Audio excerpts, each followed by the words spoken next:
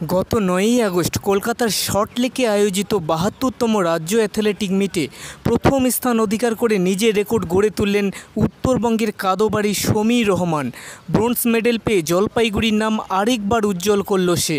তার এই সাফল্যের পেছনে কোচ অনুপমা ম্যামের বড় ভূমিকা রয়েছে, সাথে সে পরিবার থেকেও সবসময় অনুপ্রেরণা পেয়েছে। সমীরের এই সাফল্যে খুশি জলপাইগুড়ি জেলার খেলাপ্রেমিকরা। তার পরবর্তী লক্ষ্য ন্যাশনাল মেডেল নিয়ে আসা। তবে আরও ভালো টাইম করতে পারত সমীর। খেলার ১ মাস আগে তার পায়ের আঙুলের ইনজুরি হয়, এই জন্য ২৫ দিন তাকে প্র্যাকটিস বন্ধ রাখতে হয়েছিল।